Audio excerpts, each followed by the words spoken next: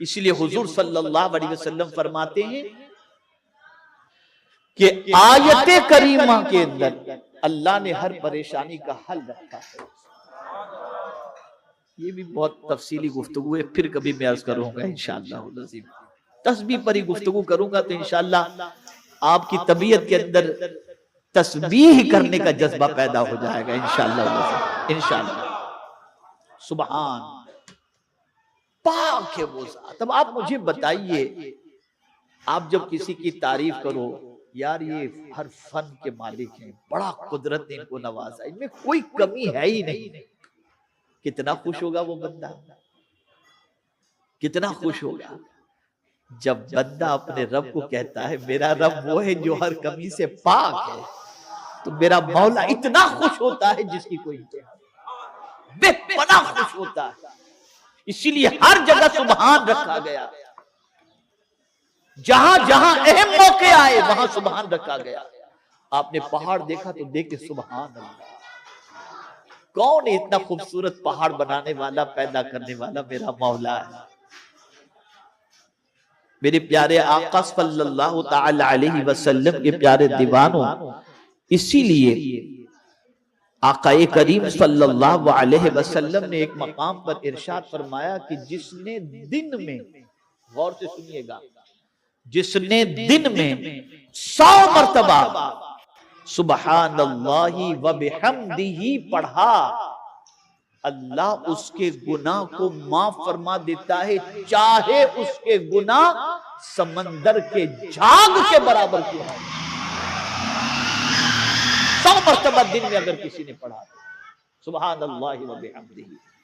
मेरे प्यारे आका सल्लल्लाहु तआला अलैहि वसल्लम के प्यारे दीवानों, इसी तरीके से एक और मकाम पर आकाए करीम सल्लल्लाहु अलैहि वसल्लम ने इरशाद फरमाया, जो शख्स ये पढ़े सुबहानल्लाहिल अज़ीम व बिहम्दिही, तो अल्लाह ताला जन्नत में उसके लिए एक दरख्त लगा। और बुखारी की आखिरी हदीस के अंदर इसी कलेमात का तज़किरा किया गया। क्या? कलेमतान खफीफतान अलल लिसान हबीबतान इलर रहमान, वो क्या है? सकीलतान फिल मीज़ान, वो क्या है? तो फरमाया गया सुबहानल्लाहि व बिहम्दिही। वो दो कलिमे जो अल्लाह को बहुत महबूब हैं, ज़बान पर हल्के, मीज़ान पर भारी, तो क्या है? सुबहानल्लाहि व बिहम्दिही सुबहानल्लाहिल अज़ीम। अगर कोई शख्स तंगदस्ती से नजात चाहता है और चाहता है कि अल्लाह उसकी तंगदस्ती को दूर फरमा दे, तो इमाम इश्क मोहब्बत ने फरमाया फज्र की 2 सुन्नत के बाद 70 मर्तबा सुबहानल्लाहि व बिहम्दिही सुबहानल्लाहिल अज़ीम पढ़े और उसके बाद 2 फर्ज नमाज अदा करे, अल्लाह उसकी तंगदस्ती को दूर फरमा देगा।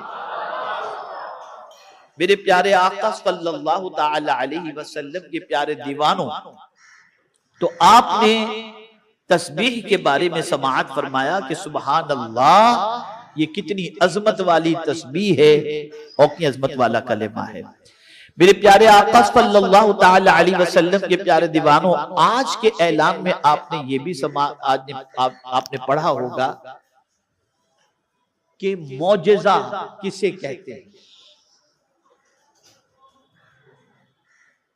ये तकरीबन मुसलमानों को इसके बारे में मालूम नहीं है। हाँ, मौजिज़ा, माशाल्लाह, सरकार का मौजिज़ा सल्लल्लाहु अलैहि वसल्लम, बस ये हो गया। मौजिज़ा किसे कहते हैं, इसको समझोगे ना तो उसके बाद सरकार सल्लल्लाहु अलैहि वसल्लम की अजमत भी आपको समझ में आएगी। मेरे प्यारे आका सल्लल्लाहु तआला अलैहि वसल्लम के प्यारे दीवानों, अल्लामा तफ्ताज़ानी रहमतुल्लाह तआला अलैह मौजिज़े की तारीफ में लिखते हैं, मौजिज़ा किसे कहते हैं उसके बारे में, ऐसा काम जो खिलाफे आदत हो। क्या हो? बोलिए। जो खिलाफे आदत हो और ऐसे शख्स के हाथ से जाहिर हो जो नबूवत का दावा करे, और मुनकिरीन को, यानी दावा कौन करे? उस फेल के हवाले से जो खिलाफ आदत हो रहा है, इसका दावा करने वाला कौन हो? नबी हो। इसका दावा करने वाला कौन हो? नबी हो। लेकिन इस दावे का अगर कोई इनकार करता है तो नबी उसको चैलेंज करते हैं कि तू ऐसा ही काम करके बता दे, और अगर वो नहीं बता सकता तो उसी को कहते हैं मौजिजा।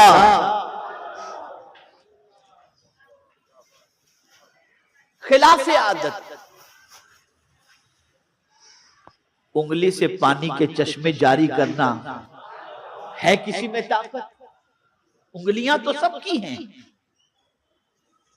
लेकिन उंगलियों से पानी के चश्मे हर कोई तो जारी नहीं कर सकता।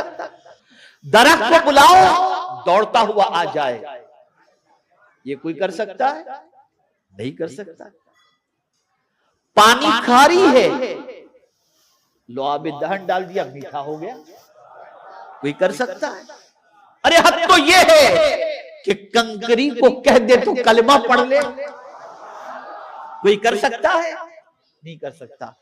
नबी मौजिजा दिखाते हैं, और इसलिए दिखाते हैं ताकि जो दावत वो दे रहे हैं उस दावत को दुनिया कबूल करे, और जो खुद के बारे में दावा करते हैं कि मैं अल्लाह का नबी हूं, उस रसूल आजम सल्लल्लाहु अलैहि वसल्लम या उस नबी की नबूवत का वो इकरार करे। तो मेरे प्यारे आका सल्लल्लाहु अलैहि वसल्लम के प्यारे दीवानों, किसी मुनकिरीन के अंदर नबी के मौजिजे के जवाब देने की ताकत नहीं होती, और वो उससे आजिज होता है। इसीलिए नबी से सादिर होने वाले खिलाफ आदत काम को मौजिजा कहा जाता है। मौजिजा ये आजिज कर देने वाला, आजिज कर देने वाला। सब मिल करके तुम्हारे में ताकत हो तो करके बता दो, कोई नहीं कर सकता। लेकिन मुस्तफा जमीन से इशारा करें तो चांद के 2 टुकड़े हो जाए। है किसी में ताकत तो आजिज आ जाए। तो रसूल आजम सल्लल्लाहु अलैहि वसल्लम के कई मौजिज़ात हैं, उनमें से 2 बड़े मौजिज़े, एक है मौजिज़े कुरान। ये ऐसा अजीम मौजिज़ा है कि कल भी इसका जवाब किसी के पास नहीं था, और आज भी इसका जवाब किसी के पास नहीं है। रब ने फरमाया पूरे कुरान की तरह पूरा कुरान नहीं, सूरत की तरह एक सूरत नहीं, एक आयत जैसी आयत ही ला करके बता दो।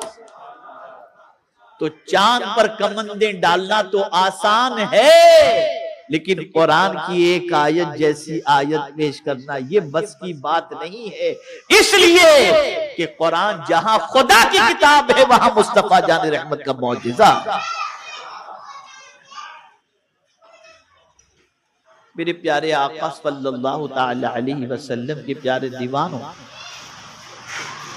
मौजिज़े की 2 किस्में हैं, एक हिस्सी है और एक अकली है।